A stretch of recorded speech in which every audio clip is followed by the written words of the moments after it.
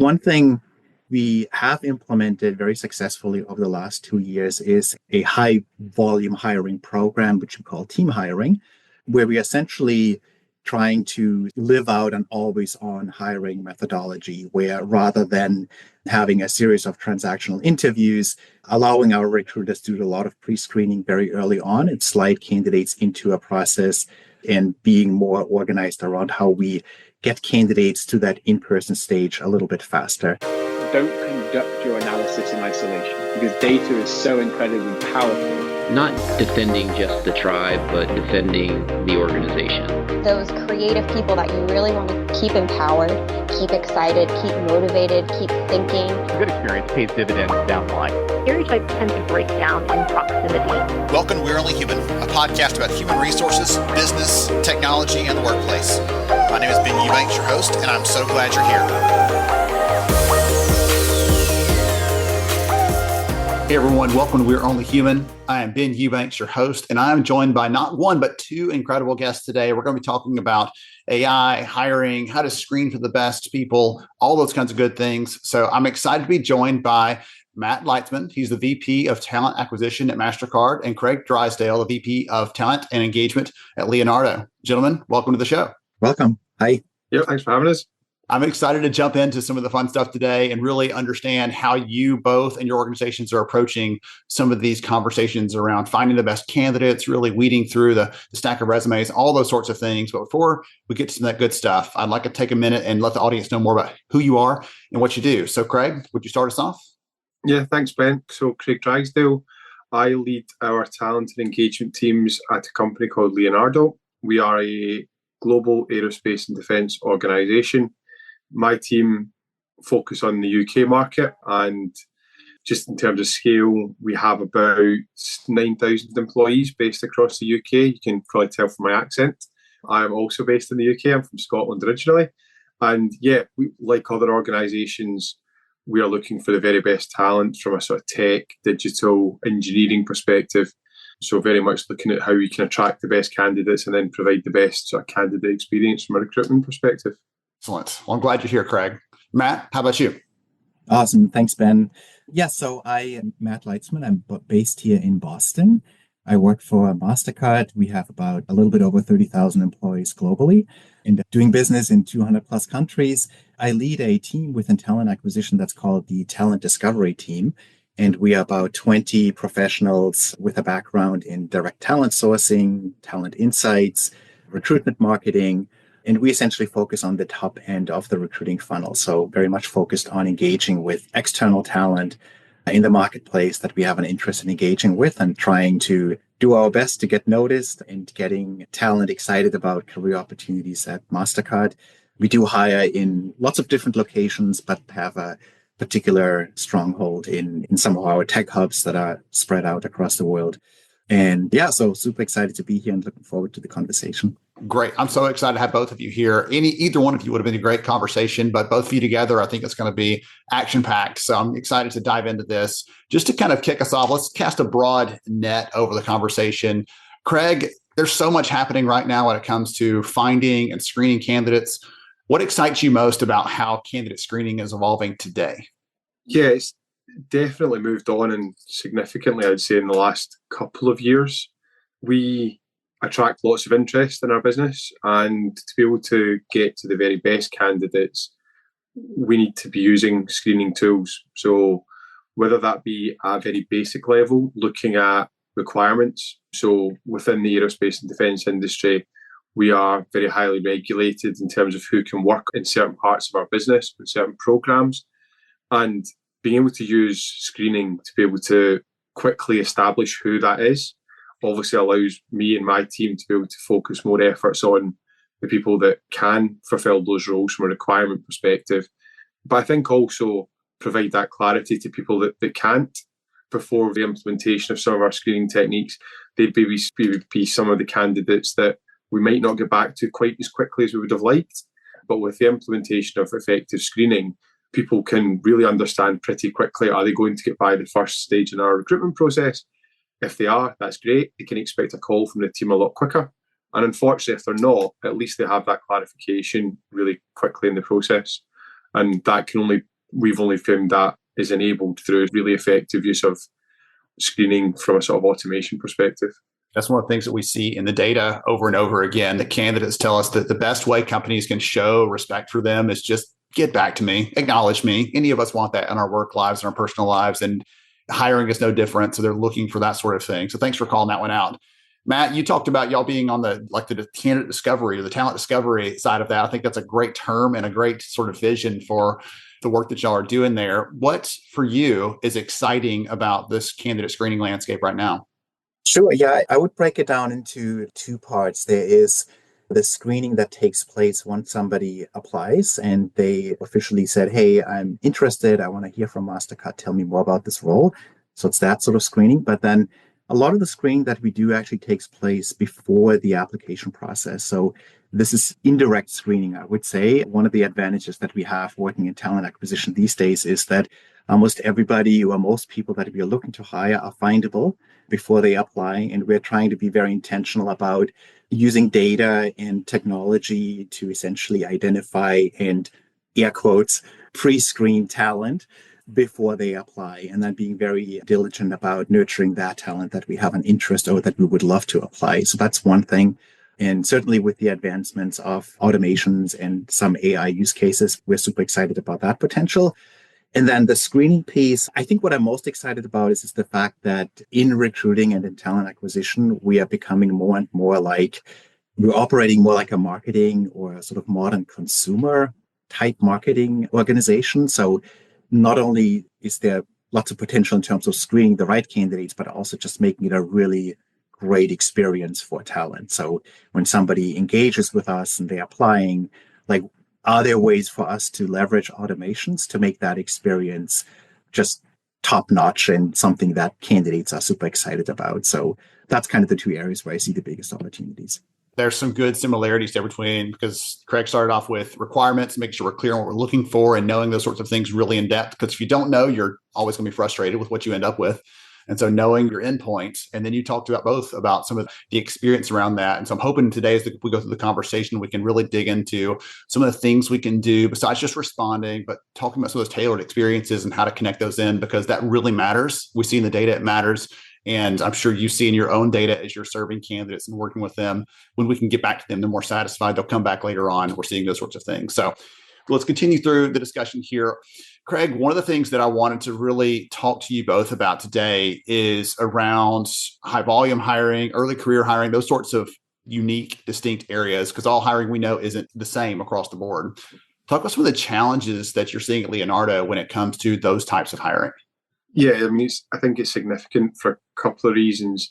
I mean, we employ on early careers programs about 450 people every year, all across the UK, across all of our business units. In 2024, for our campaigns last year, we had over 60,000 applications for those, for 450. So I said it was a nice problem to have, but in seriousness, it is a bit of a problem because there's lots of people vying for very few opportunities in comparison.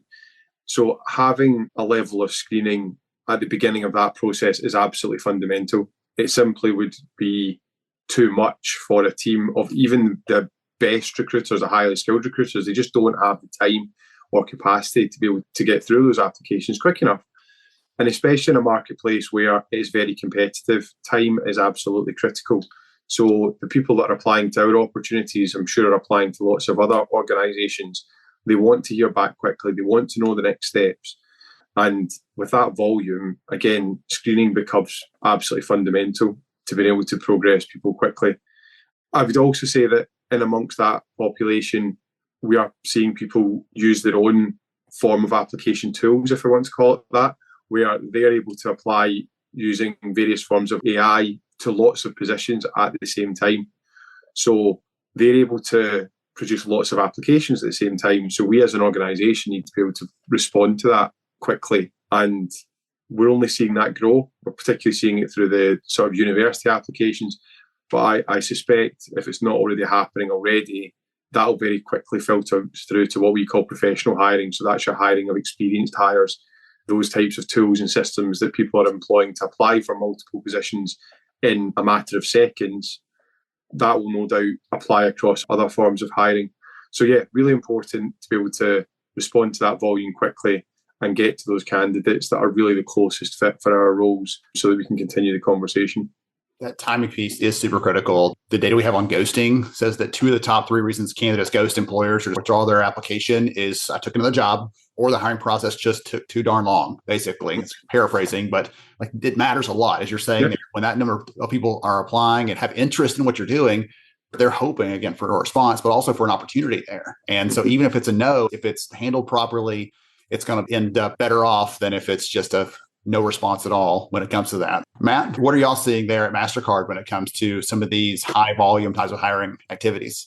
Yeah, so I would break it down into 2 buckets again. There are certain locations where we don't struggle receiving applications. One thing we have implemented very successfully over the last 2 years is a high volume hiring program, which we call team hiring, where we essentially trying to live out an always on hiring methodology where rather than having a series of transactional interviews, allowing our recruiters to do a lot of pre-screening very early on and slide candidates into a process and being more organized around how we get candidates to that in-person stage a little bit faster.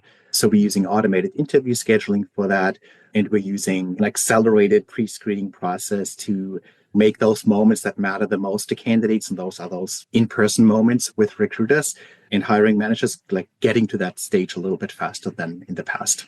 So one of the things I neglected to mention at the beginning of the conversation is that we were introduced by the team over at Phenom. And would I be correct in assuming that some of that part you're talking about there, the automated interview piece and some of the other sorts of pieces in there are powered by some of the stuff they're doing, Matt? Yes, that's correct. Okay. Anything else that you're doing on the using some of their screening capabilities to support your hiring? Or was that really the key parts there? So we are very early on in our sort of screening technology journey. So we're looking at a number of different options. And again, it will probably change a little bit based on the position level and also the location and then the hiring volume in general, or application volume, I should say. The one area that we have started to leverage is video assessment on the sort of campus hiring front. And that has again, elevated our experience to talent and also has started to speed up the process on the screening side, which is really fabulous to see. Those phrases don't usually go together, Matt. When we say we added screening and it sped up the process, people are out there like, okay, wait a minute, hold on. Those things to opt into the spectrum. But if we're using an automated screening tool, we can see more people at the same time and cut through to the right ones. Is that kind of fair to summarize that? True. And I think the biggest thing that's important to keep in mind when you're thinking of automations or AI or any other type of sort of technology capability is try to lead with what experience are you trying to create. So rather than saying, oh, I got to buy all this automation and I got to use AI and I got to use this and that, it's more like, hey, what is the ideal case experience that you're trying to create? And then take a step back and see, are there tools, automations, technologies out there that allow you to elevate that experience as opposed to doing it the other way around. So that's why some of these steps that I mentioned might seem counterintuitive, but if you actually think about it, it actually elevates the experience to the candidate as well as to the recruiters. All right. So Craig, you heard about some of the stuff that Mastercard's doing there. And I would imagine y'all will probably have some similar things built into screening, making sure you're picking the right people. You talked about the massive number of applications just for one specific program you're hiring for a certain number of people. So I have to imagine some of those other things are true there. What other things are y'all doing on the technology side, the screening side, Phenom as an example, to try to cut through that, to do the automation, some of those things you were talking about earlier? Yeah, I think just to build on that, within the Phenom platform, there's different types of screening. So before we've talked about some fairly basic, would you qualify for this role? We also use the video assessment. I think it does help the effectiveness and efficiency of the process because it brings the application to life much sooner in the process. If you think of a fairly traditional recruitment process where you've got a sort of application, you've got a CV, you might then get to a conversation, a phone call, maybe a screening call with a recruiter, and then you get to meet with the hiring team. With the introduction of video responses much sooner in the process, then you really get that sense for that application beyond just the sort of CV. So I think that's really good. The other thing is looking at, we do some exercises. We do that outside of the platform, but again, that's a useful way to be able to test, particularly for some of our manufacturing roles, is there a way to replicate the job content as part of the recruitment process? And then finally, you're able to have ranking and scoring questions. So depending on how somebody responds to a screening question, it can either put them closer to your ideal candidate or further away. And again, that's just really useful, and it creates some really interesting conversations with the hiring team when you're saying, okay, well, this type of response, is this what you would like to see? And sometimes that then drives conversations around, well, yes, that's perfect, or actually, do you know what, that's maybe not quite so relevant to the role. So I think really getting into the screening and getting to the heart of, well, what are the absolute critical skills, experience that somebody needs, it does again help the process become more effective, because it's not just built on a sort of competency-based interview. You're really going beyond that much sooner in the process. So we found that's really helpful, not just in our early careers recruitment, but again in that sort of professional experienced hire. So I'm hearing from you that we have to be careful. We can't have the 86 required skills for these jobs. That's going to create problems, throttling our capacity for good candidates, but also it's going to create problems when it comes to the back and forth, getting them to narrow that down to a list of 6 key ones or 4 key ones. Like that's always hard to do, to down select to that. So the theme for you so far I'm hearing is we've got to be really clear what we're looking for, and everything else builds up from that. So I'm getting those. And Matt's got 2 good, solid answers every time, his 2 buckets. That's what I'm expecting going forward. So you've set those trends so far. Some of the stuff that we're seeing really aligns in the data with what y'all are both talking about. For example, you talked about using the video piece. What we find when we actually survey candidates, they tell us they prefer that to just submitting a resume, which again seems counterintuitive, because we are told, make it easy, one click apply, make it as simple as possible. But when you actually dive into it, it's 2 different things that make them more interested in that. Number one, it tells them more about what the company's looking for. They're getting some deeper insight into the things the company is seeking in that role and what's critical for that person in that job. So that's helpful to know. They feel like they're in the know. But the second reason is they get evaluated based on putting their best foot forward, not based on how well they wrote their resume or how well they had ChatGPT write their resume, but how well they can actually answer the question. Or Craig, you're alluding to, how well can I do this task I will be doing in the job? Let me show what I'm capable of, and then pick me or don't pick me, but at least I've shown you what I can do. And they're looking forward to that. So we find in the data candidates are okay not being selected in those cases, at least because they've been able to show what they're able to do, not just thumbs up, thumbs down on a resume and a couple of quick questions that may or may not let them really demonstrate their abilities overall. So we've kicked this around a little bit, Craig. I'm going to come back to you. How does this screening piece here help recruiters, help hiring managers?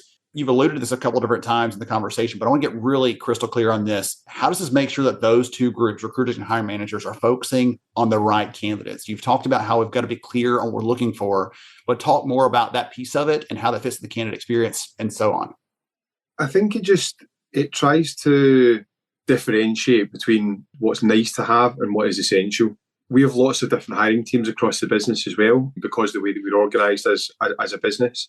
And what we're finding now is that it will also, by having these conversations, you're also able to try and guide the hiring team and say, well, actually, we've recruited for a similar job before, and actually that hiring team didn't quite feel that this is quite as important. Can you please explain to us from your perspective why that particular skill or experience is really important?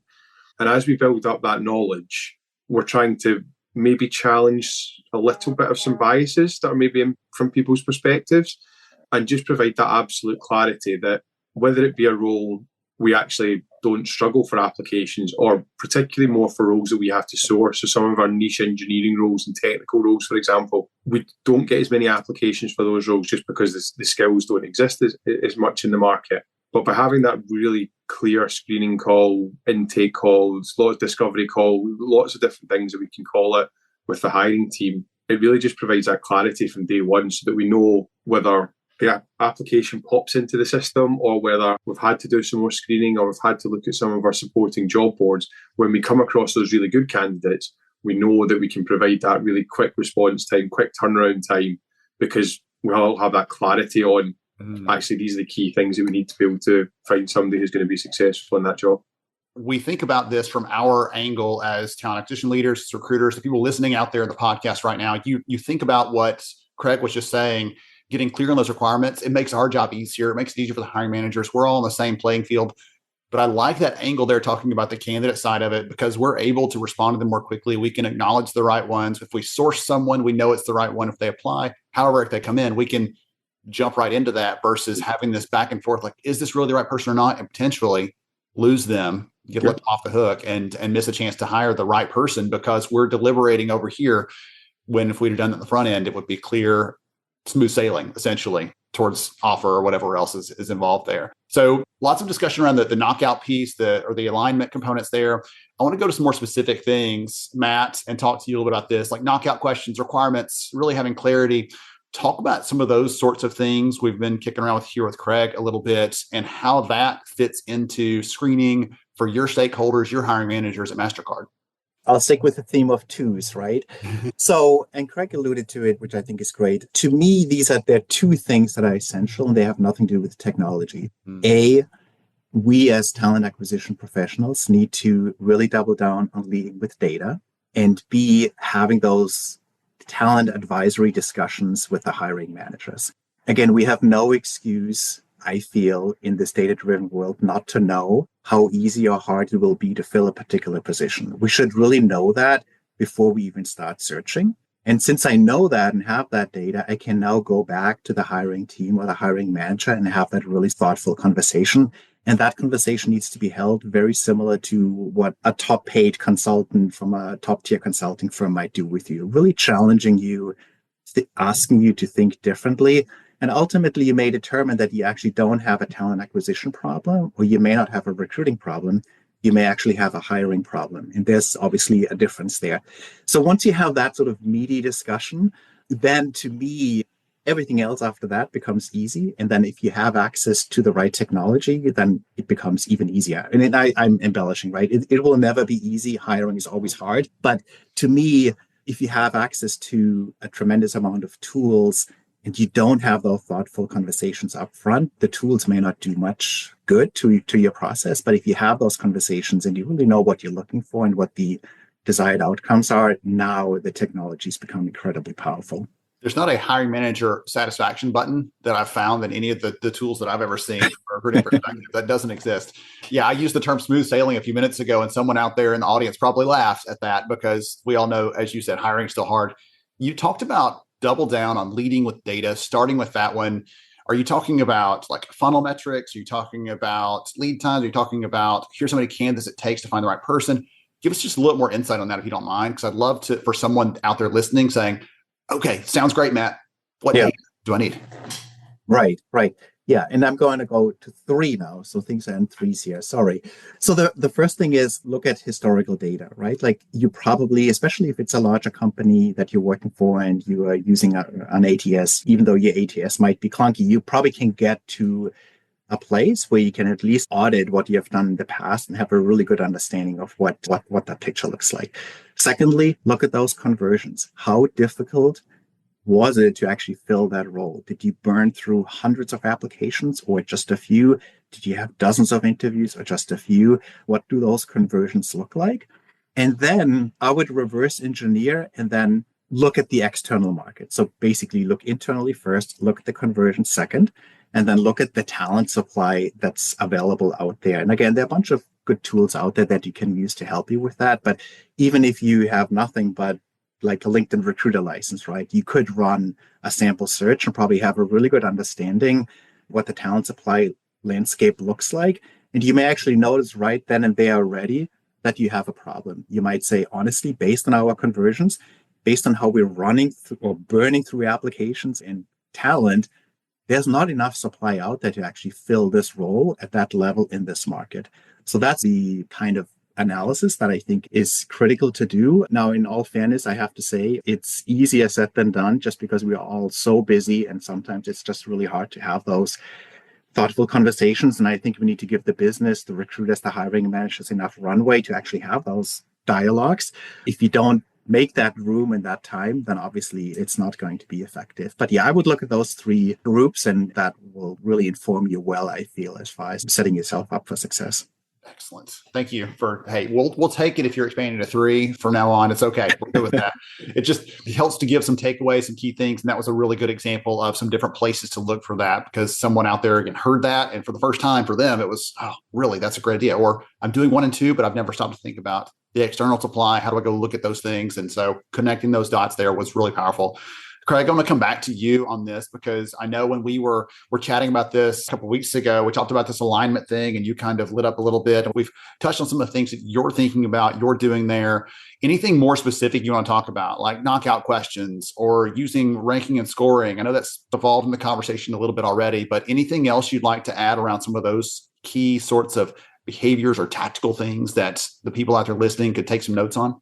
I think just to go back to Matt's point on the previous comment, I mean, we've got really specific examples of this happening quite regularly, because within our business, we're very fortunate that we have some of our key technical leads have got decades of experience with us. They've worked for us for many, many years, and that is fantastic for us as a business.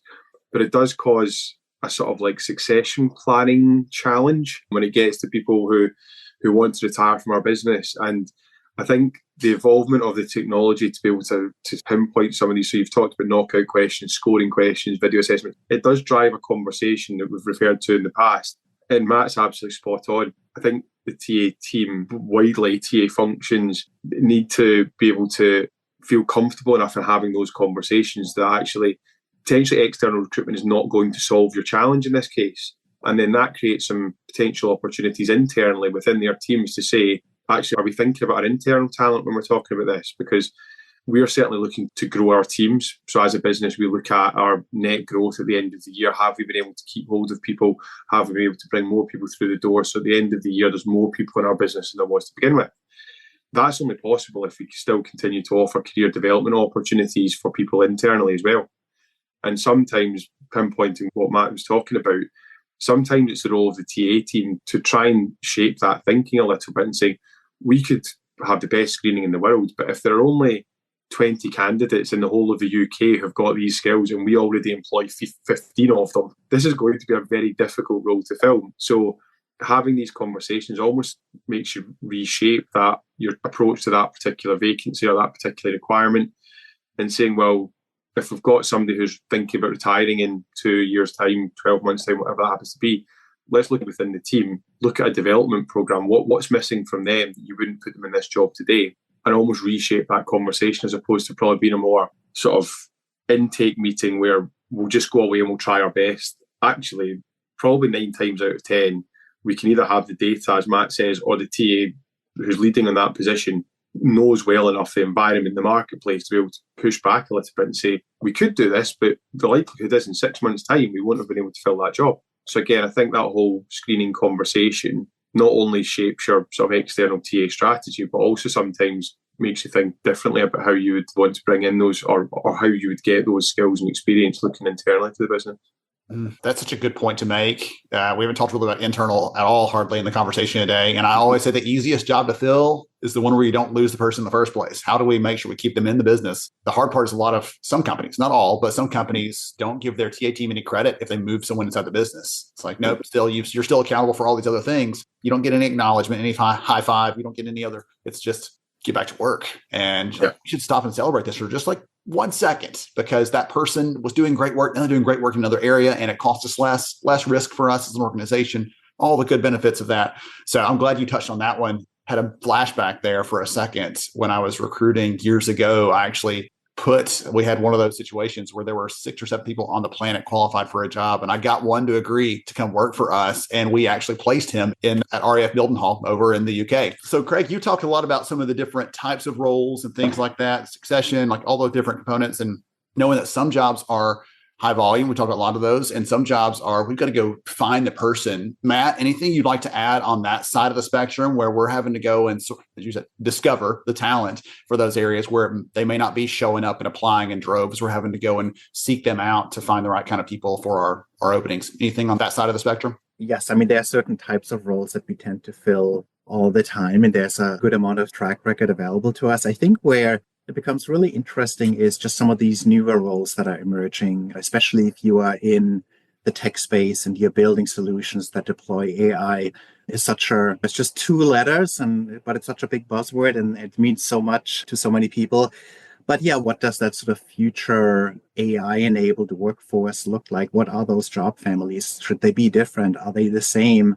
What skills are we starting to look for? If I'm a software engineer and I work on a product that has an AI component to it, does that make me a software engineer that's an AI engineer as well? Probably not, right? So it gets very interesting from that perspective, just reimagining what that skills architecture of the future looks like. And I think that's where a lot of interesting recruiting challenges will emerge in the coming months and years.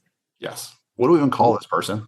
How do we define their job? The skills, it's probably driving some of the skills-based conversation in the broader market is that kind of thing. Mm-hmm. It's changing quickly. And okay, there's not a person like this on our org chart. Where do we fit them in? They have these overlaps with other things. Let's look at the skills versus the job itself. But I think that's a really good call out there too, that some of the jobs that we'll be hiring for 2 years from now may not exist today. And that creates a new level of challenge and ties back honestly to the core elements y'all reinforced both in this conversation so many times.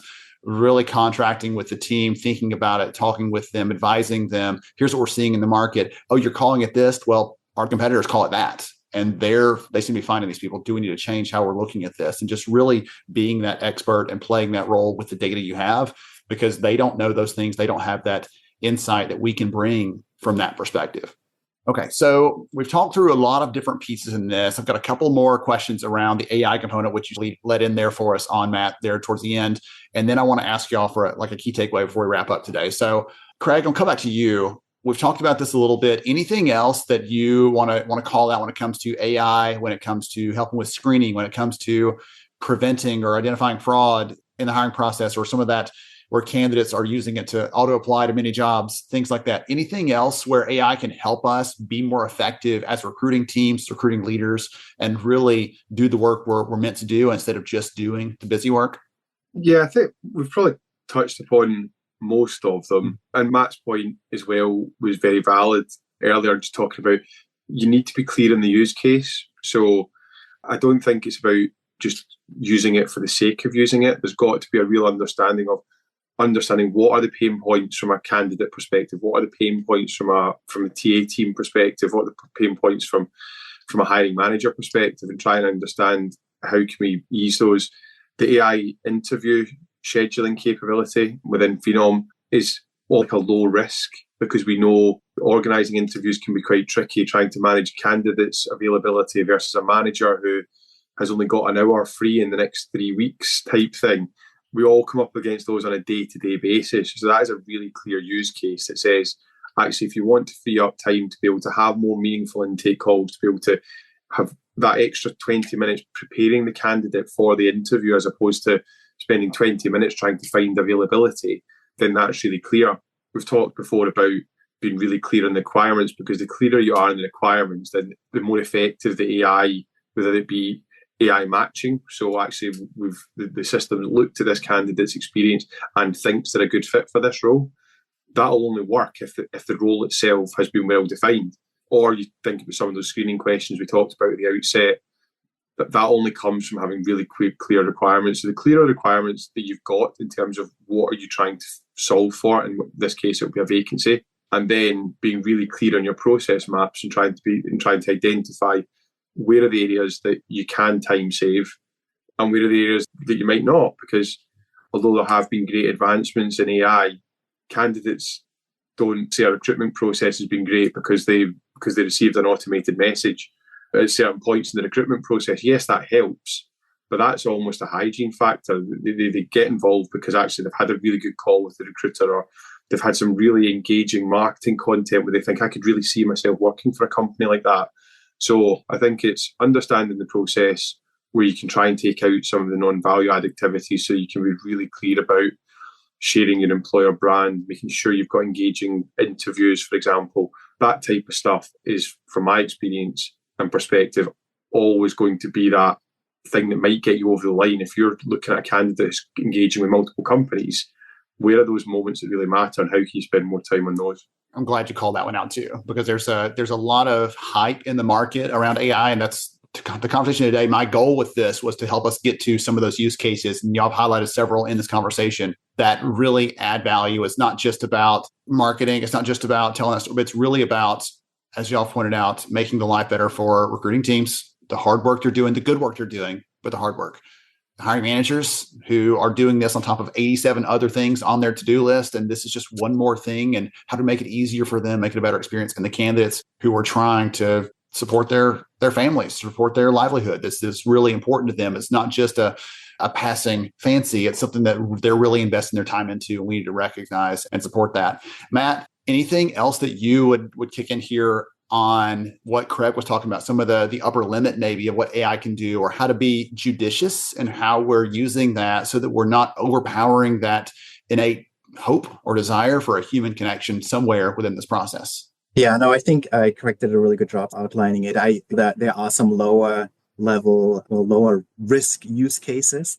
I think anybody that you speak to will probably not have an issue with having a career site that generates better content, or having an interview scheduling process that goes faster. So if it's an experience play, a content play, a speed play, and AI can help you, I think the path to bringing it to life is a lot more viable. Where I think all of us are just worried about, we see great potential there, but we need to be worried about is just when AI helps you make decisions of some sort, right? So powerful technology that feeds off data. And if you don't have the best data and you not have the right algorithm and you're not super careful, you could potentially scale dysfunction of some sort, right? Stuff that you don't want to happen. So those use cases, while interesting, we're just incredibly diligent and careful around. And I think all of us as TA and HR professionals need to tread very lightly there and just make sure that we do it right, and that we're not jumping the gun and do something that ultimately is going to hurt candidates or outcomes. But yeah, very interesting conversations that are going to take place in the future. The one thing just quickly that I can add is that in order for us to bring those more advanced use cases to life, it's going to be more of a team sport. In the past, when I bought a tool for talent acquisition, it was me and maybe a sourcing partner that sort of spun up the solution. Now, that team sport of having data privacy, AI governance, data strategy, IT, other experience owners part of that sort of decisioning process is critical. So we're becoming really good at collaborating. And so it's a fun exercise. Everything takes a little bit longer, but it's a really good path forward, I feel, to unlock the potential of AI. I wrote down scaled dysfunction too, because I think that's a warning label for this, for some of these sorts of things. If we're not doing the right things now, AI will help us not do the right things even faster. So we have to be careful that we have it all set up in the front end, and we're putting the right practice and thought into that, and care and concern to make sure we're doing it right. So many good takeaways in that. Craig, your last soundbite, last comment, last thing you want to leave the audience with, the takeaway from the conversation today. It doesn't matter to me if you want to double down on something you said earlier, if there's something else you haven't shared yet as a key sort of message for them, but you've got leaders out there who are at organizations the size of Leonardo and smaller, doing the good work. You've got recruiting teams, HR teams, everyone listening in here. What sort of things would you share with them to wrap up today's conversation? I can only speak from our experience, but we've benefited, and it's the same with, I'm sure lots of other people try this, but testing things. Just because you decide to use some screening in a particular area, or even on a particular role, for example, it doesn't mean you need to do it on every single vacancy that you've possibly got. So testing, whether that be screening, whether that be some form of AI, doesn't need to be everything all from first time, because you won't get it right, or that's our experience, is that when you go do something, you test it in a safe environment, but as soon as you put it on a live vacancy where you've got tens, hundreds of people applying, you've got people involved in the process, you will learn. And I think what we've tried to do over the past sort of 18 to 24 months is let's experiment safely, but let's learn as we go. And that we've found ultimately, to Matt's point, it might take slightly longer, but you'll typically get a better outcome. So it doesn't need to be, you don't have to suddenly have screening on every single live vacancy you've got. Maybe test a handful, maybe test it on the type of job that it's maybe better suited at. And don't be afraid to then change it again. We've tried lots of things have worked, some things haven't. We've learnt our lessons. But I think that for us has been really crucial when you're doing anything new. Test it, make sure you're comfortable with it before you go any further. We've definitely taken that approach to most of the things that we've done from a sort of TA, automation, AI perspective over the last couple of years. Okay. Recruiting as a science. Test, experiment, test again, and don't be afraid to try some things out. Excellent. Matt, what's your closing thought for us here?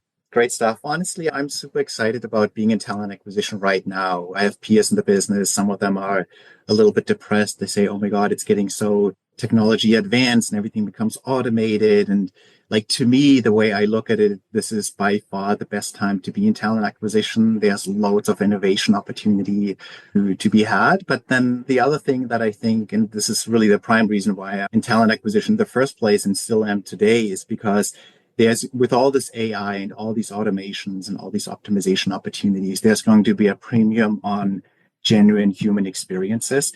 And we have an opportunity to embrace that and double down on that and make those moments matter even way more than in the past, right? So to me, that's a great reason to get up every morning and be excited about this business. Yet at the same time, if you shy away from innovation and technology scares you, you'll be in trouble. Like, embrace that. It's going to be the foundation. But at the same time, it's a pathway to really doubling down on human experiences, which is super exciting. The human experience could become a novel thing, and it will be a competitive differentiator for the companies that are willing to lean in on it. That's what I'm hearing right there. Excellent. Thank you again to both of you for spending some time here today. You were both incredible. So many good takeaways. I was taking notes the entire time, getting some good ideas out of this. I know the audience out there enjoyed it as well. To the Phenom team, thanks for connecting us with the intros. I appreciate them.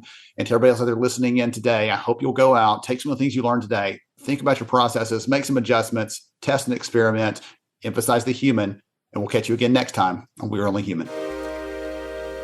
Thank you so much for joining me on the show today. I'm honored to have you as a listener.